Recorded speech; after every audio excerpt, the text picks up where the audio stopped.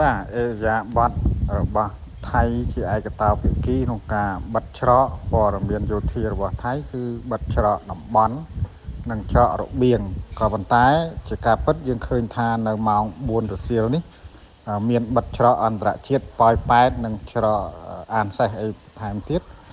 និងច្រកផ្សេងមួយចំនួនទៀតដែលនេះជាអេរយាប័តរបស់ថៃក្នុងការបិទជាឯកតោភាគីបានច្រកទាំងអស់មួយចំនួនហ្នឹងហើយក្រសួងការបរទេសក្រសួងការពារជាតិថៃបានអនុញ្ញាតឲ្យយោធាតំបន់មានសិទ្ធិគ្រប់គ្រាន់ក្នុងការបិទឬបើកច្រកទាំងអស់នោះចឹងហើយនេះជាអេរយាប័តប្រកាន់នៅយោធានិយមដែលជាការមើលឃើញរបស់ខ្ញុំយោធាថៃអាចនឹងដាក់សម្ពាធជានយោបាយដាក់សម្ពាធមកលើកម្ពុជាឲ្យកម្ពុជាព្យាយាមដកទ័ពចេញពី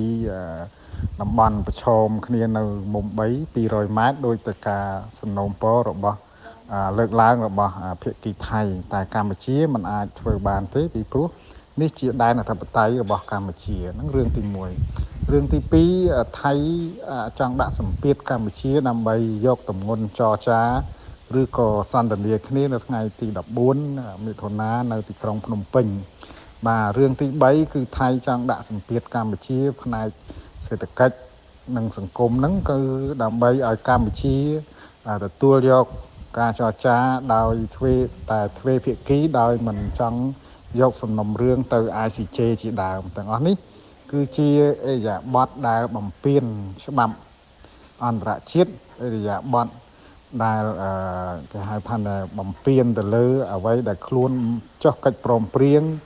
MOU នៅឆ្នាំ2000ជាមួយកម្ពុជាដែលមាត្រា1កំណត់នៅការប្រើប្រាស់ឯកសារសម័យសន្ធិសញ្ញាបារាំងសៀមជាដើមបាទទាំងអស់នេះបានបង្ហាញនៅអេរយាប័តបំពានច្បាប់អន្តរជាតិ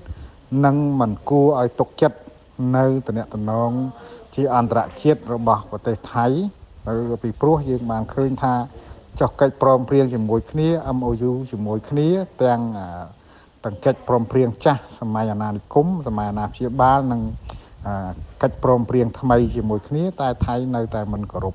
ចឹងហើយនេះជាអេរយាប័តមួយបានបង្ហាញទៅអន្តរជាតិថាការដែលមានកិច្ចព្រមព្រៀងផ្សេងជាមួយថៃមិនគួរឲ្យជឿទុកចិត្តបាន